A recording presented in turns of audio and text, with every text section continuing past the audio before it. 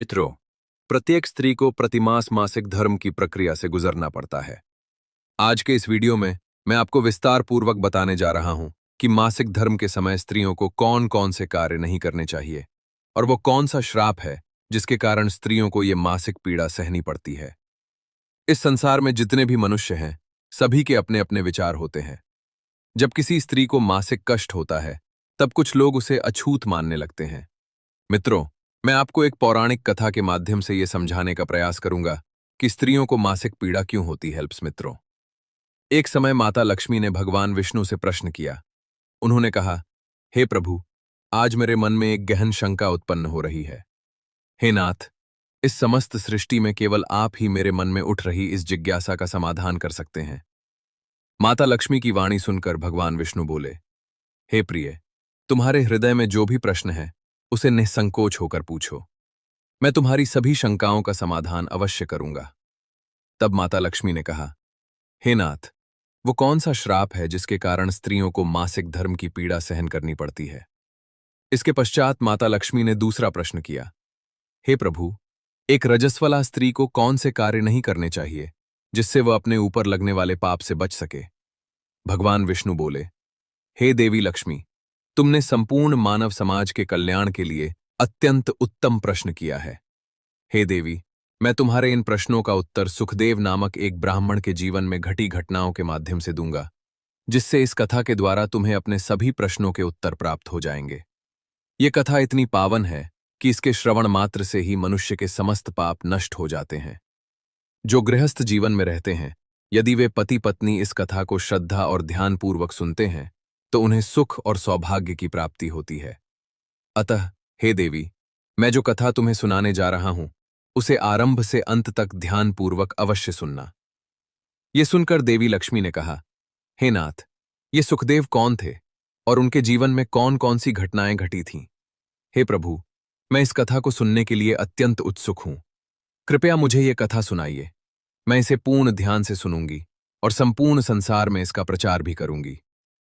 तब भगवान विष्णु कथा आरंभ करते हुए बोले, हे देवी लक्ष्मी, प्राचीन काल की बात है। निर्मल देश में एक अत्यंत रमणीय और वैभवशाली नगरी थी। उसी नगरी में सुखदेव नामक एक ब्राह्मण निवास करते थे।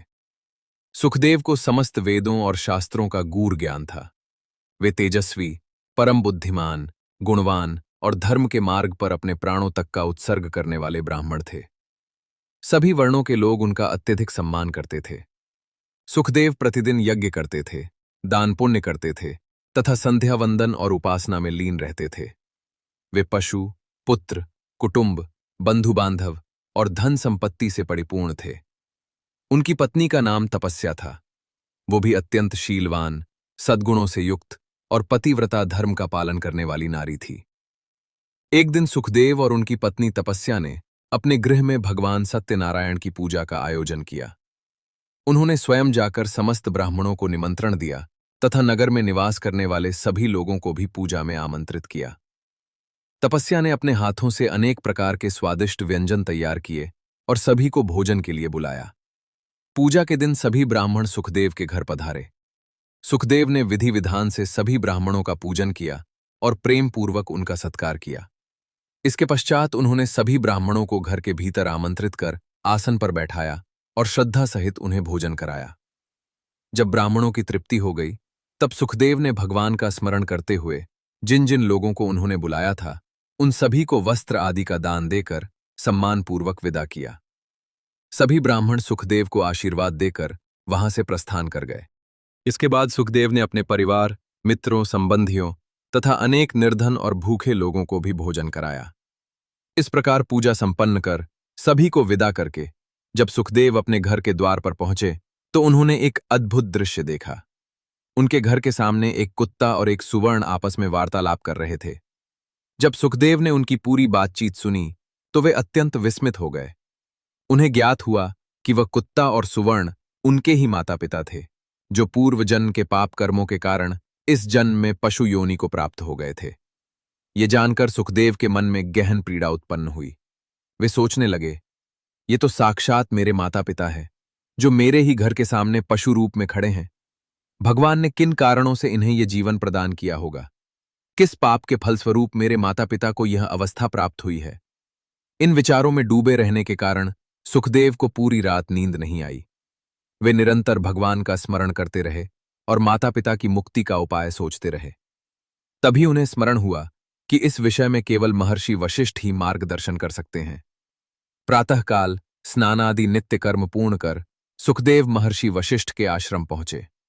आश्रम में प्रवेश करते ही वशिष्ठ जी ने उनका सादर स्वागत किया और कहा, हे ब्राह्मण श्रेष्ठ, आज आप किस कारण से हमारे आश्रम पधारे हैं?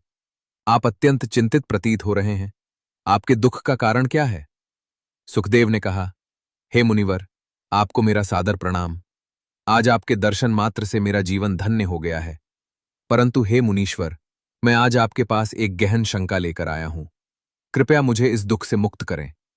इसके बाद सुखदेव ने अपने घर की संपूर्ण घटना विस्तार पूर्वक मुनि वशिष्ठ को सुनाई।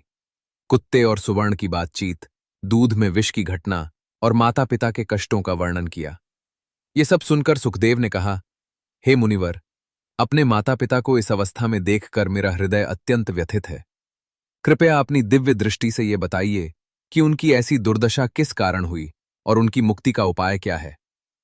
तब मुनि वशिष्ठ ने ध्यानस्थ होकर पूर्व जन्म के कर्मों को देखा और बोले, हे सुखदेव, तुम्हारे माता पिता ने अपने पूर्व जन्म में गंभीर पाप किए थे। उन्हीं पापों के फलस्वरूप उन्हें यह योनि प्राप्त हुई है।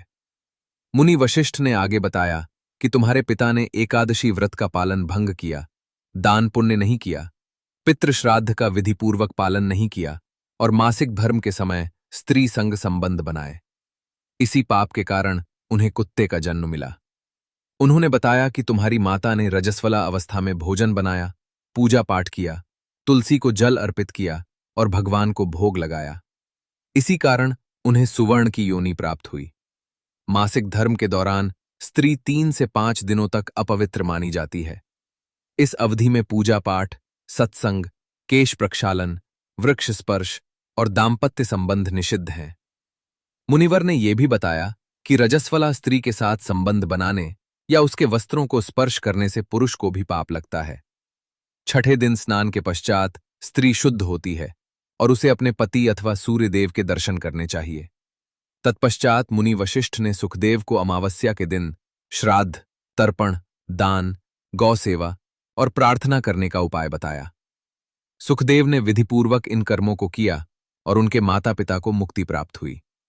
इसके बाद भगवान विष्णु ने देवी लक्ष्मी को बताया कि किस प्रकार ब्रह्महत्या के 4 भाग बने और उसका एक अंश स्त्रियों में प्रविष्ट हुआ, जिसके कारण मासिक धर्म की उत्पत्ति हुई।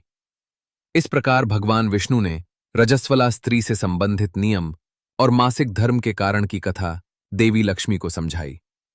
अंत में माता लक्ष्मी ने कहा, हे प्रभु, आपने मुझे अत्यंत महत्वपूर्ण ज्ञान प्रदान किया है। जो स्त्री इन नियमों का पालन नहीं करेगी, उसके घर में मैं निवास नहीं करूंगी। मित्रों, यही कारण है कि मासिक धर्म के समय स्त्रियों के लिए कुछ कार्य वर्जित माने गए हैं। आपको यह कथा कैसी लगी, हमें टिप्पणी करके अवश्य बताएं। कथा पसंद आई हो तो वीडियो को लाइक करें, कमेंट में जय श्री हरि विष्णु अवश्य लिखें और चैनल को सब्सक्राइब करें। यहां तक वीडियो देखने के लिए आपका हृदय से धन्यवाद।